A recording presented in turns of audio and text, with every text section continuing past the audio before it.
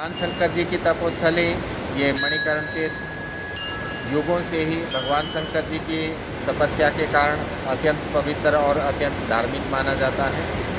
भगवान शंकर जी इसमें भ्रमण करते हुए इस स्थान पर पधारे थे, तो भगवान जी को स्थान अच्छा लगा था और वे यहीं अपने आसन समाधि लगाकर बैठ गए और 11,000 वर्षों भगवान जी की यहीं पर तपस्या अपनी साधना चलती रही। माता पार्वती जी उनके साथ ही एक समय माता पार्वती जी अपना स्नान ध्यान कर रही थी, तो अचानक से माता की मणि जो थी जल के बीच में गिर गई और वो जल के रिसाव के रास्ते रास्ते गिरते पाताल तक अर्थात ज़मीन में बहुत नीचे तक जा पहुँची। तो माता ने उसे जल स्थान के बीच में खोजा, लेकिन वो नहीं मिली।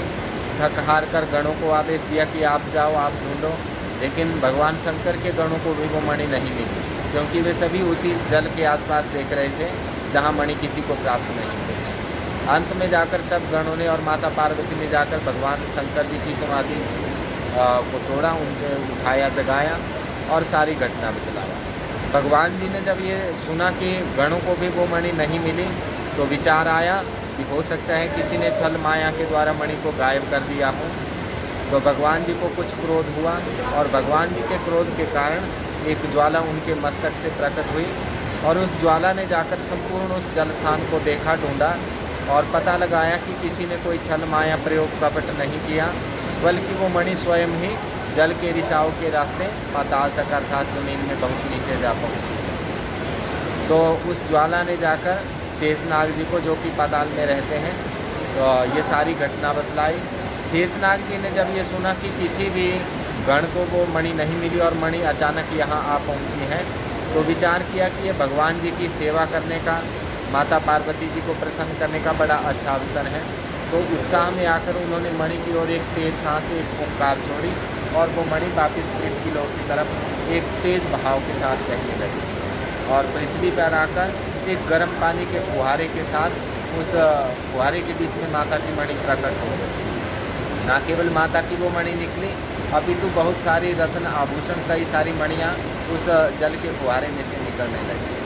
माता जी ने ये विचार करके कि कहीं इस अतिरिक्त संपत्ति, इन मणियों के लोभ लालच के कारण इस पवित्र स्थान पर कोई कपट या कोई दुराचार, कोई पाप ना फैले, इस कारण से माता ने श्राप दे दिया कि इस स्थान से कभी कोई मणि नहीं निकलेगी, निकलेंगे तो केवल पत्थर ही।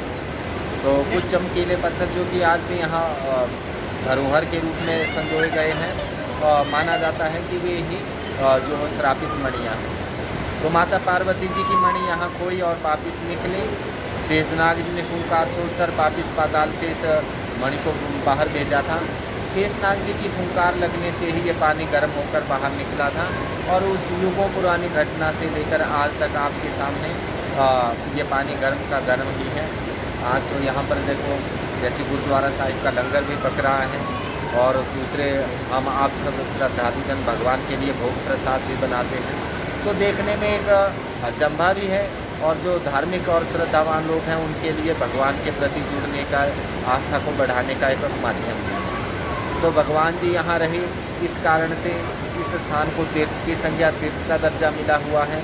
माता की मणि यहाँ खोई और वापिस मिली, इस कारण इस स्थान का नाम मणिकर्ण ऐसा पड़ा हुआ है। समय समय से देवी देवता, श्रद्धालुजन, भक्तजन, साधु संत, महात्मा लोग आकर अपनी तपस्या, साधना, भगवान की सेवा, पूजा यहाँ करते हैं। समय बीतने के साथ साथ आज हम और आप भी देखो भगवान जी के चरणों में विद्यमान हैं। मैं कामना करता हूँ कि इस वीडियो के माध्यम से, आपके माध्यम से इस जानकारी को जहाँ जहाँ तक ये पहुँचेगी, लोग सुनेंगे, जानेंगे, वे सब भी इस पवित्र दिव्य स्थान में पधारें और भगवान जी की सेवा, आशीर्वाद करें। तो भगवान जी की कृपा सब पर बनी रहे, ऐसी मेरी भोलेनाथ भगवान से प्रार्थना है। भगवान सबका कल्याण।